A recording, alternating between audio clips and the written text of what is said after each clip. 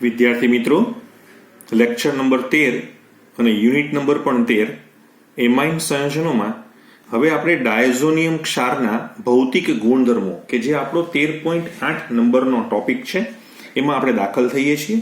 મેં આપને અગાઉ પણ કીધેલું હતું કે ડાયઝોનિયમ ક્ષારની અંદર 13.7 થી છેલ્લે સુધી હવે તમારા 2021ના બોર્ડના પેપરના સિલેબસમાં નથી, પણ એનટીએ અને ગુજસેટે હજી કાંઈ ડિક્લેર કરેલું નથી, એટલે આપણે એને લેતા જ જઈએ છીએ. અને પ્લસ આની જરૂરિયાત પણ તમને પડવાની જ છે, કારણ કે અગાઉ પણ આપણે જે કોન્સેપ્ટ ભણી ગયેલા છીએ એના કનેક્શનમાં આ વસ્તુ આપણે સમજવા માંગીએ છીએ. હવે સૌથી પહેલા તો એના ભૌતિક ગુણધર્મોની વાત આપણે સમજવી છે કે આ જે બેન્ઝીન ડાયોઝોનિયમ ક્લોરાઇડ હોય છે, જેમ કે અત્યારે આજે વાત કરીએ છીએ, એટલે અહીંયા હું તમને વધારે પડતું આમ એરિન ડાયોઝોનિયમ ક્લોરાઇડ બોલું છું. એરિન ડાયોઝોનિયમ જે ક્લોરાઇડ છે, આ જે એરિન ડાયોઝોનિયમ ક્લોરાઇડ છે ને, એ મોટા ભાગે કેવો હશે એમ તો કે મોટા ભાગે એ રંગવિહીન. કેવો છે? રંગવિહીન, એટલે કે એનો કલર હોતો નથી. સ્ફટિકમય ઘન પદાર્થ છે. સ્ફટિકમય ઘન પદાર્થ છે, બરાબર છે. જે પાણીમાં દ્રાવ્ય છે, જે પાણીમાં દ્રાવ્ય છે, કારણ કે એ આયોનિક બંધથી જોડાયેલો હોય છે, N+ અને Cl- કે જે તમારો એનાઇન હોય, બરાબર છે. હવે આપણે એવું કહી શકાય કે અને એવું પણ કહેવાય છે કે તે ઠંડા પાણી હોય, ઠંડા પાણીમાં, એટલે કે જે આપણે 0 થી 5 રાખેલું છે એ ઠંડા પાણીમાં એ સ્થાયી છે, એટલે બહુ ઊંચું તાપમાન આપણે લઈ જવાનું નથી. હવે આપણે અહીંયા એવું કહી શકાશે ખરા કે શુષ્ક અવસ્થામાં, બરાબર છે, આપણે અહીંયા એવું પણ કહી શકાશે કે જે ડ્રાય અવસ્થામાં, એટલે કે શુષ્ક અવસ્થામાં તે સરળતાથી શું થાય છે તો કે તે સરળતાથી વિઘટન પામે છે.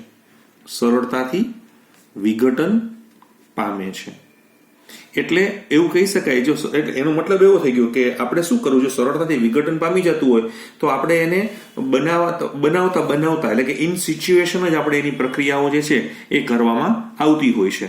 અને એક આપણે જે જોવા માંગીએ છીએ, એટલે જેમ કે ડાયોઝોનિયમ સોલ્ટમાં એક આપણી પાસે છે ફ્લોરોબોરેટ. એ આપણે જોયું હતું ને, જે ફ્લોરોબોરેટ તમને જે મળતું હોય છે, ફ્લોરોબોરેટ, બેન્ઝીન ડાયોઝોનિયમ ફ્લોરોબોરેટ, એ જે છે ને એ પાણીમાં કેવો છે તો કે એ પાણીમાં અદ્રાવ્ય છે.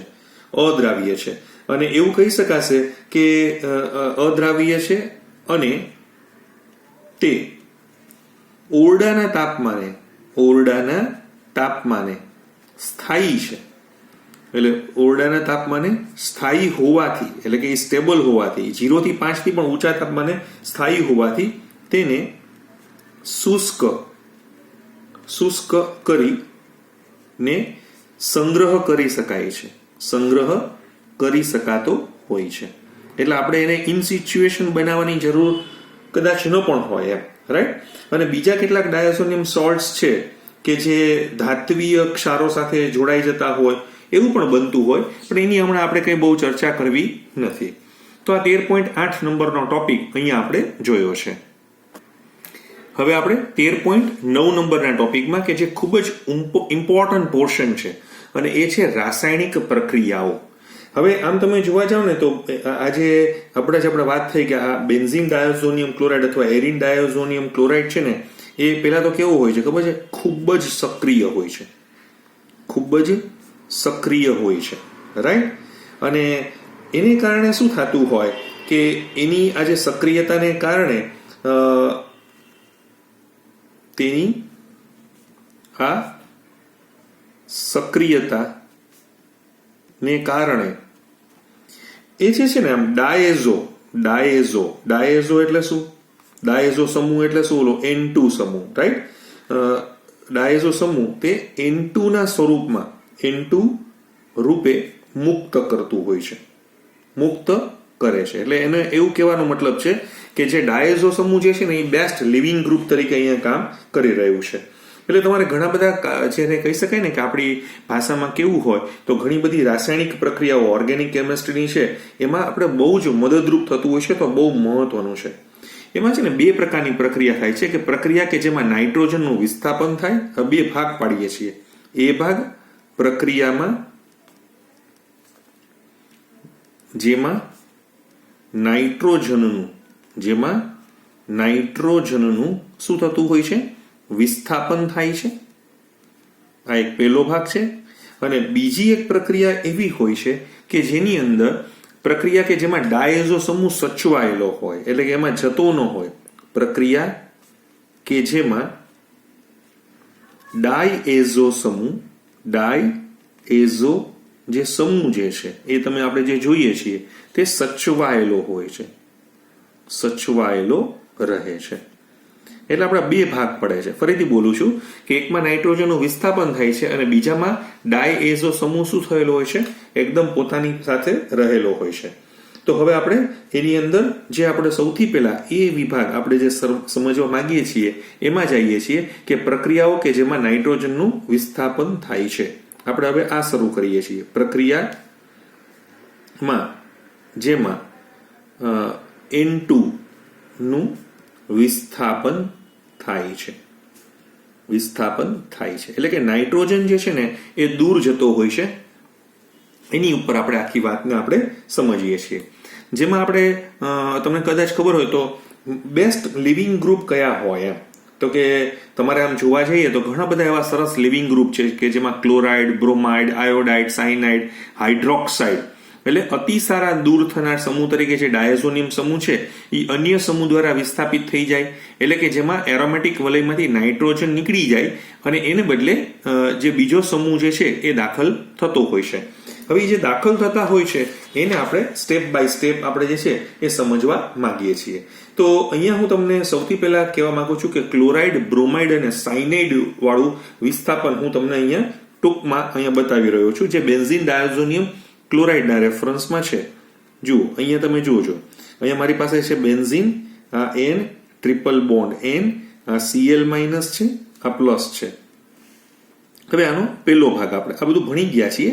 એકવાર રિવિઝન કરવા માટે CuCl HCl આપણે લઈએ છીએ અને CuCl HCl લેવાથી અહીંયા જે આપણને બનશે એનું નામ છે ક્લોરોબેન્ઝીન અને N2 છૂટું પડી જશે. આ શું છે? ક્લોરોબેન્ઝીન. અને અહીંયા કયો વાયુ છૂટો પડી જાય છે? N2 વાયુ છૂટો પડી જાય છે. એવી રીતે તમે જે બીજું જુઓ છો એ છે CuBr HBr. તો અહીંયા તમે જે જોશો તો એમાં શું થશે તો કે એમાં બ્રોમોબેન્ઝીન છૂટો પડે છે અને N2 છૂટો પડી જાય છે. અને જે ત્રીજા નંબરમાં આપણે જે જોવા જઈએ છીએ એ છે CuCN KCN. તો CuCN KCN ની અંદર આપણે હવે જે જોવા જાશું તો એમાં છે સાયનોબેન્ઝીન વત્તા N2 છૂટો પડશે. આ તમને જે મળ્યું છે એનું નામ શું છે? બ્રોમોબેન્ઝીન. આ ભણી ગયા છે બધું આપણે સેન્ડ મેયર પ્રક્રિયા. અને આને આપણે નામ આપવું હોય તો બેન્ઝોનાઇટ્રાઇલ આપી શકાય. બેન્ઝોનાઇટ્રાઇલ બરાબર છે. એટલે ક્લોરાઇડ, બ્રોમાઇડ, સાયનાઇડ આ બધામાં શું થયું? ક્લોરાઇડ, આમાં બ્રોમાઇડ, આમાં સાયનાઇડ. આ બધા જે છે એ Cu1 એટલે Cu+1 આયનની હાજરીમાં બેન્ઝીનના વલયમાં સરળતાથી દાખલ થઈ ગયા. આને આપણે નામ આપી શકાશે બેન્ઝીન ડાયઝોનિયમ ક્લોરાઇડ. અને એ આપણને ખબર છે કે ક્ષારના સ્વરૂપમાં આપણને જોવા મળે છે. તો ફરી એકવાર ક્લોરીન, બ્રોમિન જે છે એકદમ બેન્ઝીન રિંગમાં આપણે એના માટે શું બનાવ્યું હતું? BDC નું જે 0 થી 5 ડિગ્રી સેન્ટીગ્રેડ તાપમાને જે એકદમ તાજું બનાવેલું દ્રાવણ હતું એમાં કોપર ક્લોરાઇડની HCl સાથે અથવા કોપર બ્રોમાઇડની HBr સાથે પ્રક્રિયા કરાવતા આપણને ક્લોરોબેન્ઝીન અને બ્રોમોબેન્ઝીન પ્રાપ્ત થયા. એવી રીતે તમારે જે સાયનાઇડ જે છે એને પણ તમે બેન્ઝીન ડાયઝોનિયમ ક્લોરાઇડ સાથે કોપર સાયનાઇડમાં જ્યારે આપણે એને ડિઝોલ્વ કરેલો હોય, ઓગાળેલો હોય આ જલીય કેસીએનને, તો એનાથી આ થઈ શકે છે. તમને બધાને ખબર જ છે કે આ પ્રક્રિયા જે છે એ સેન્ડ મેયર પ્રક્રિયા તરીકે જે છે એ પ્રખ્યાત છે.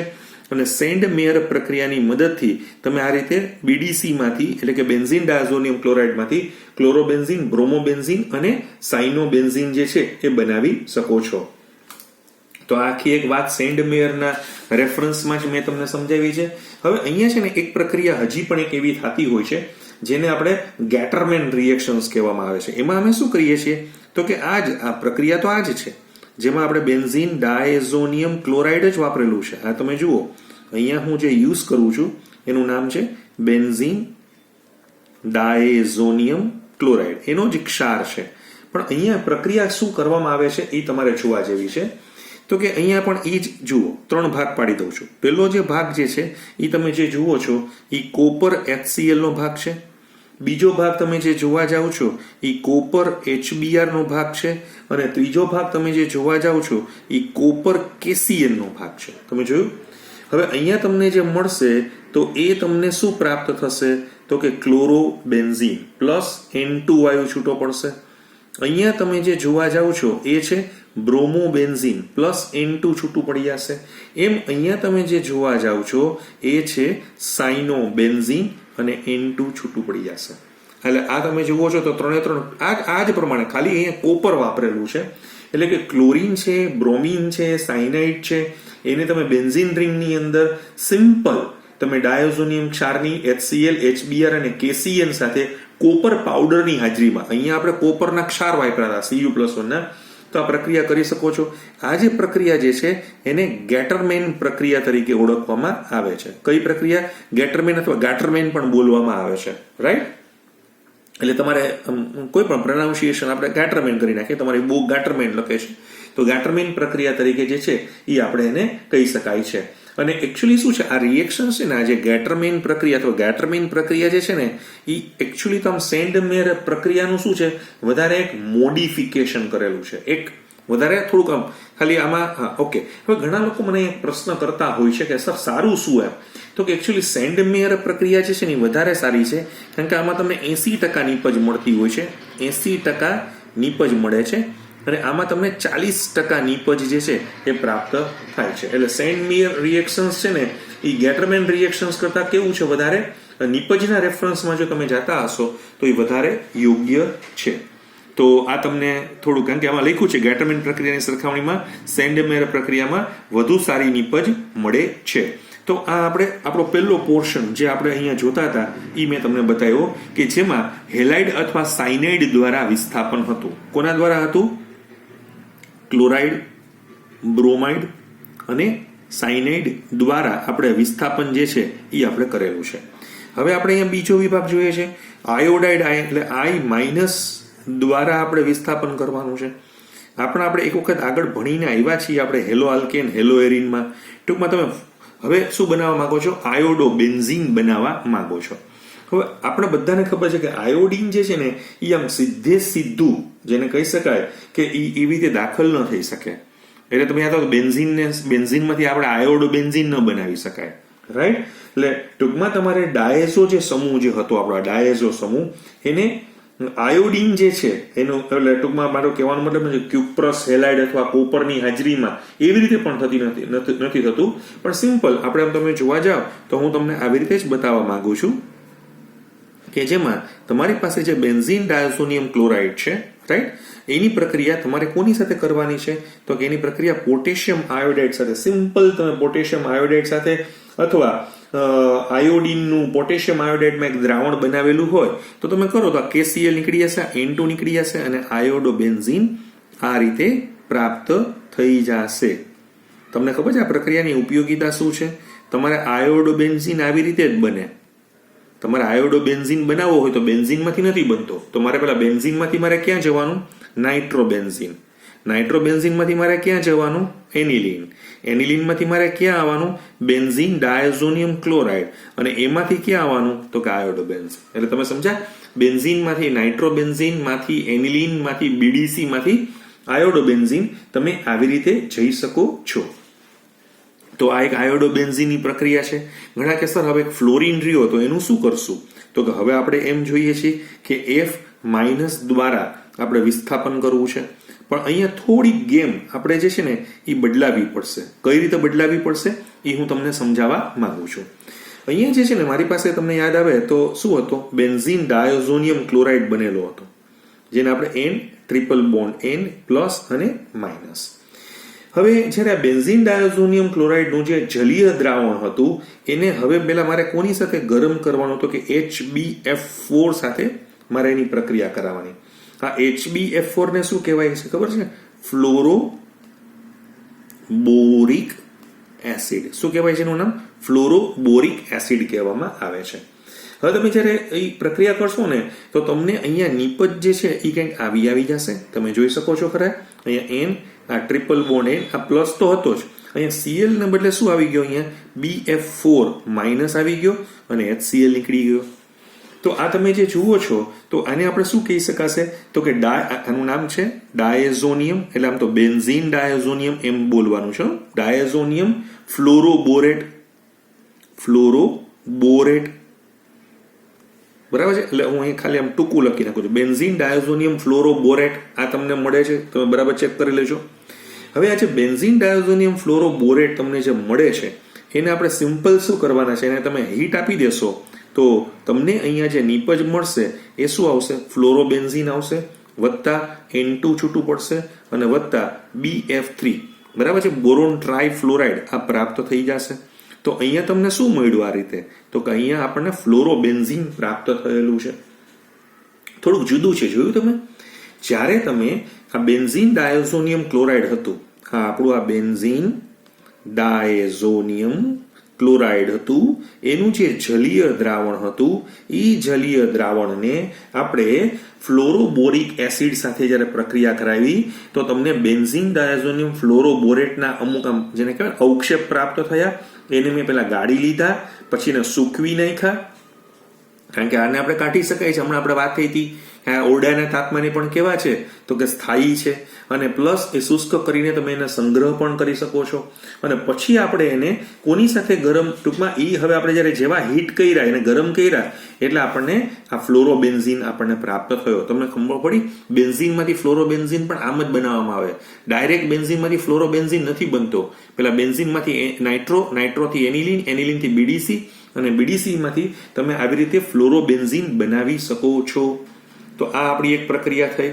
તમને બરાબર ખ્યાલ આવવા માંડ્યો. અહીંયા બધા હેલોજન બધાને લઈ આવ્યો જુઓ, અને પ્લસ એક સાયનાઇડ આપણે વધારે જોયું. હવે આપણે જે જોઈએ છીએ ચોથું, અને એ છે હાઇડ્રોજન દ્વારા વિસ્થાપન.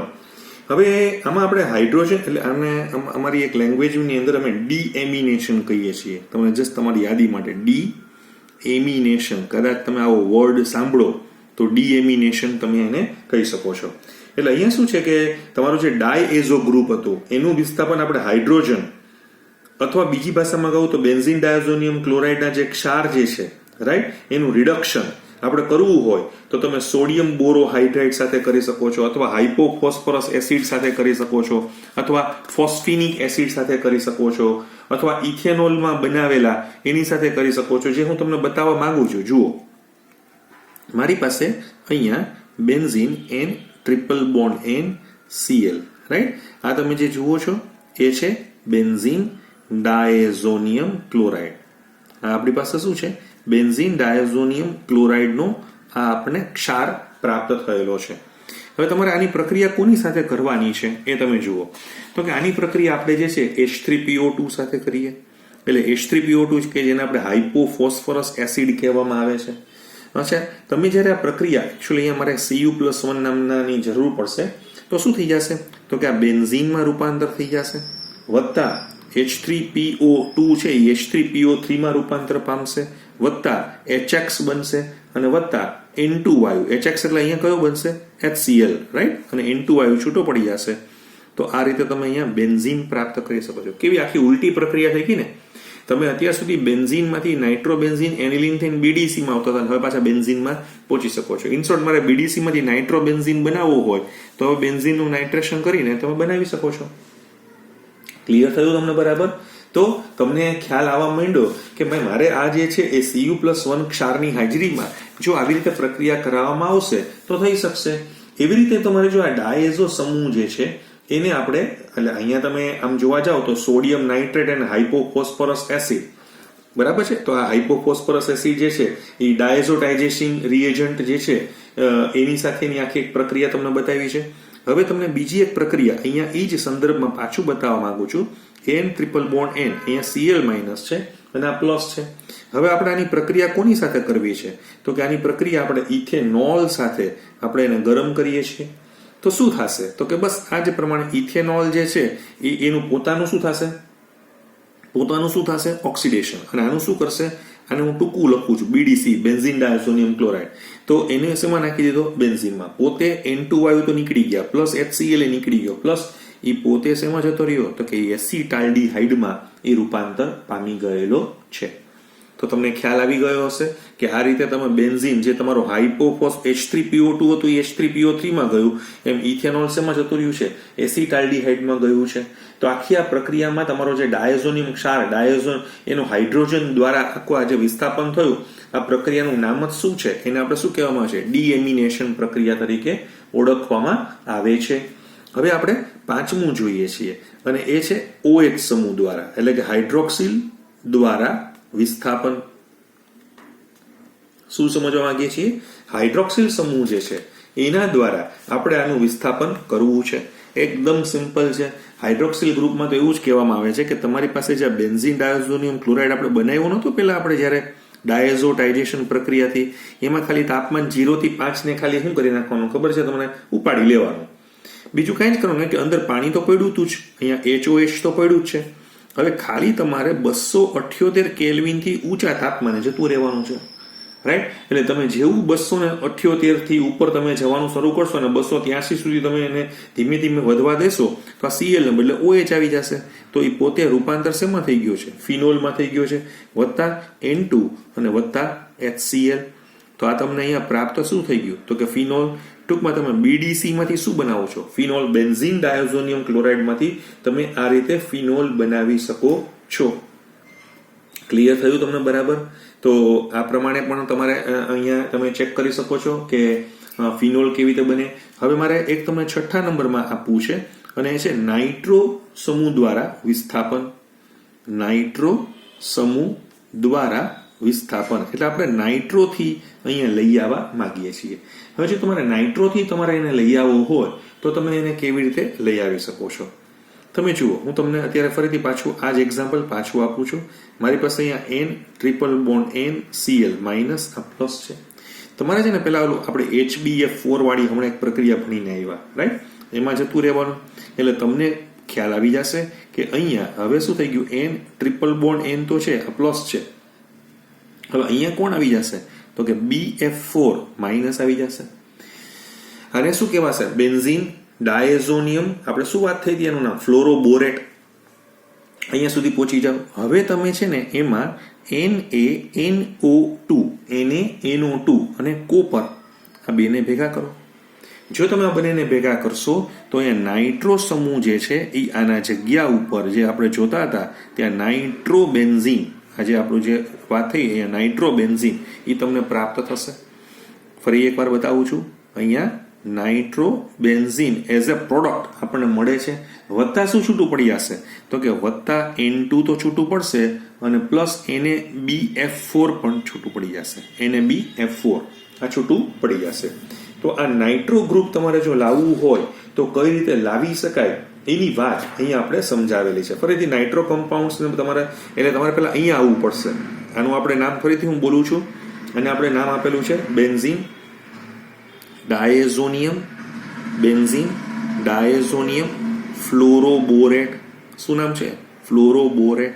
આ બધા એક એક જોરદાર રિએક્શન છે. તમને હજી આના પરિવર્તનો કેવા બનતા હશે ને, શું કઈ જગ્યા ઉપર આપણે એનો ઉપયોગ કરીએ ને, એ બહુ જ જબરજસ્ત વસ્તુ જે છે એ આમાં તમારે બનાવવી હોય તો તમે બનાવી શકો છો. તો આ 6ઠ્ઠી પ્રક્રિયા આપણે જોઈ. તો આપણા સિલેબસમાં આજે 6 પ્રક્રિયાઓ એવી અલગ અલગ આપેલી છે કે જેમાં તમે અલગ રિપ્લેસમેન્ટ તમે એના કરી શકો છો. ટૂંકમાં એના વિસ્થાપનો કરી શકતા હો છો. હજી તો તમારે એનું એરાઇલ સમૂહ વડે વિસ્થાપન કરવું હોય તો પણ થાય, આર્સેનોઇક એસિડ વડે વિસ્થાપન કરવું હોય તો પણ કરાય, પણ એ આપણા સિલેબસમાં નથી એટલે આપણે અત્યારે અહીંયા રજૂ કરતા નથી. હવે આપણો જે બી વિભાગ હતો, તમને કદાચ યાદ આવે તો આપણો બી વિભાગ કેવો હતો? એનું ટાઇટલ શું હતું? તો કે જે પ્રક્રિયાઓ જે છે, પ્રક્રિયાઓ કે જેમાં શું થતું હોય છે? ડાયએઝો સમૂહ આપણો હતો. ડાયએઝો સમૂહ એ કેવો હતો? તો કે સચવાયેલો રહે છે. એટલે ડાયએઝોને કાંઈ જ કરવાનું નથી. હવે કાંઈ ન કરવું હોય તો એનો મતલબ તમારે ડાયએઝો તો બહુ એક્ટિવ ગ્રુપ છે અને તમારે કાંઈ જ ન કરવું હોય તો તમારે 0 થી 5 ઉપર જ રાખવું પડશે. ટૂંકમાં એના માટે જે મારે પ્રક્રિયા અહીંયા મારે તમને જે સમજાવી છે એનું નામ છે યુગ્મન પ્રક્રિયાઓ. એને શું કહેવાય છે? યુગ્મન પ્રક્રિયાઓ, જેને અમે કપલિંગ રિએક્શન્સ કહીએ છીએ, અથવા એને અમે આ રીતે એઝો કપલિંગ રિએક્શન્સ કહેવામાં આવે છે. એઝો કપલિંગ આ રિએક્શન્સ તરીકે ઓળખવામાં આવે છે. હવે શું થાય કે યુગ્મન જ્યારે પ્રક્રિયા કરતા હો ત્યારે એમાં તમારી જે એઝો નિપજ હોય, એટલે કે તમારી જે નિપજ આવે એમાં N ડબલ બોન્ડ N બંધ દ્વારા બંને એરોમેટિક વલયો જે છે ને એ આમ એક્સટેન્ડેડ એકચ્યુઅલી કોન્જ્યુગેશન સિસ્ટમમાં આવી જાય, અને બધા કેવા હોય, લગભગ રંગીન હોય, અને રંગકો તરીકે કેવા હોય છે, ઉપયોગી થતા હોય છે. જો હું તમને થોડું ડાયઝોટાઇઝેશન, જેને આપણે કહી શકાય છે, એની હું તમને થોડીક વાત અહીંયા તમને કરવા માંગુ છું. જેમ કે હું તમને અત્યારે આવું સમજાવવા માંગુ છું કે મારી પાસે અહીંયા N ટ્રિપલ બોન્ડ N આ પ્લસ અને આ માઇનસ છે, રાઈટ. હવે જો તમે એની પ્રક્રિયા કોની સાથે કરવા માંગો છો એ તમે જુઓ, તો કે સર આની પ્રક્રિયા આપણે ફિનોલ સાથે કરીએ છીએ. કોની સાથે કરીએ છીએ? Phenol, right. બરાબર. તમે જોજો આ જે પ્રકારનું જે રિએક્શન્સ જે છે, જેમાં હું ફિનોલ સાથે જ્યારે હું પ્રક્રિયા કરીશ અથવા એમાઇન સાથે પ્રક્રિયા કરીશ, કે જે આપણે એઝોડાઈ ઇન્ડસ્ટ્રીઝમાં યુઝ કરવામાં આવે છે, આ કોની હાજરીમાં કરવાની? તો કે બેઝિક માધ્યમ હોવું જોઈએ. સામાન્યતઃ પીએચ તમારો જે છે ને 9 થી 10 ની વચ્ચે હોવો જોઈએ, અને તાપમાન તો આપણે વાત થઈ છે 273 થી 278. આને કઈ હલબલાવવા નથી, નથી તમારો એઝો ઉડી જશે. એટલે આપણો જે આ બીડીસી છે, બેન્ઝીન ડાયોઝોનિયમ ક્લોરાઇડ, અને એની જે તમે ફિનોલ સાથે પ્રક્રિયા કરાવશો તો અહીંયા તમને નિપજ કંઈક આવી મળશે. જુઓ તો N ડબલ બોન્ડ N, અને અહીંયા તમે જે જોવા જશો એ શું છે, OH, અને વત્તા અહીંયા શું છૂટું પડે છે, HCl, રાઈટ. આનું નામ છે પેરા.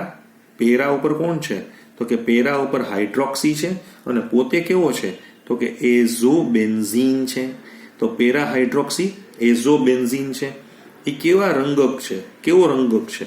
તો કે નારંગી એઝો રંગકમાં તમને એ પ્રાપ્ત થાય છે. એ નારંગી એઝો રંગક તમને મળે છે, એટલે એનો કલર જે છે ને એ ઓરેન્જ કલરનો તમને મળતો હોય છે. આ જ પ્રક્રિયા હું હજી ફરીથી પાછી તમને અહીંયા બતાવવા માંગુ છું કે મારી પાસે આ જે બેન્ઝીન ડાયોઝોનિયમ ક્લોરાઇડ છે, એટલે કે N triple bond N Cl, right. આ મારો BDC છે. આની પ્રક્રિયા હું તમારી સાથે એનિલિનની હાજરીમાં કરવા માંગુ છું. કોની હાજરીમાં કરવા માંગુ છું? જુઓ, એનિલિન, એમાઇનની હાજરીમાં. હવે અહીંયા હું એસિડિક ઉદ્દીપક, કારણ કે આ પોતે બેઝિક છે, અહીંયા પોતે એસિડિક હતું, તો બરાબર છે, માધ્યમ એ પ્રમાણે. જેમ કે આનો પીએચ છે ને અત્યારે 4 થી 5 ની હાજરીમાં હું લેવા જઈશ, અને 273 થી 278 કેલ્વિન તાપમાન તો આપણું જેમ છે એમ જ છે. તો અહીંયા તમે જોજો શું નિપજ મળશે. તો કે આ જગ્યા તો બધું બરાબર હતું, અહીંયા N ડબલ બોન્ડ N છે, અહીંયા તમારો NH આવી ગયો છે ને, આ જે સોરી આ તમારો N, અહીંયા ભૂલ થઈ ગઈ છે, અહીંયા ઓકે ફાઇન, સોરી, અહીંયા શું આવી જશે, NH2, અને પ્લસ શું છૂટું પડી જશે, પ્લસ શું છૂટું પડી જશે, તો કે પ્લસ HCl છૂટું પડી જશે. તો હવે અહીંયા તમે જોશો તો આને આપણે કહેવામાં આવે છે પેરા એમિનો એઝોબેન્ઝીન કહેવાય. Para amino azobenzene. અને આ કેવો રંગક છે? તો કે પીળો એઝો રંગક છે. એકચ્યુઅલી છે ને પેલા અહીંયા N double bond N NH કરીને રીઅરેન્જમેન્ટ થાય, પેલા ડાયએઝો એમિનો બેન્ઝીન મળે, અને પછી એનું પુનઃ રચના થતી હોય. પણ હવે આપણે કઈ અત્યારે બહુ એની એટલી બધી ચિંતા કરતા નથી. તો આવા તો હું તમને ઘણા બધા ડાઈઝના એક્ઝામ્પલ જે છે એ તમને હું આપી શકું છું, કે તમે અહીંયા સપોઝ કે પેરા, અહીંયા તમે જે ફિનો લીધું એને બદલે તમે પેરાક્રેસોલ લેવું હોય તો પણ તમે લઈ શકો છો. પ્લસ તમારે જેને કહેવાય સલ્ફાનિલિક એસિડ, જે આપણે જોયું હતું, તો એ સલ્ફાનિલિક એસિડ હતું, એનું ડાયઝોટાઇઝેશન કરીને પણ તમે મિથાઇલ ઓરેન્જ નામની ડાઈઝ, તમે નામ સાંભળેલું હશે મિથાઇલ ઓરેન્જ, તો એવા બધા પ્રકારની ડાઈઝ તમે જે છે એ બનાવી શકો છો. એક્ઝેક્ટલી તમે જે પ્રક્રિયા જોઈને એ બીજું કંઈ જ નથી, એક ઇલેક્ટ્રોન અનુરાગી જે વિસ્થાપન પ્રક્રિયા હતી એના આ ઉદાહરણો છે, કે આ એકચ્યુઅલી એક ઇલેક્ટ્રોન અનુરાગી એરોમેટિક વિસ્થાપન પ્રક્રિયાથી જોડાઈ ગયા, રંગીન હતા.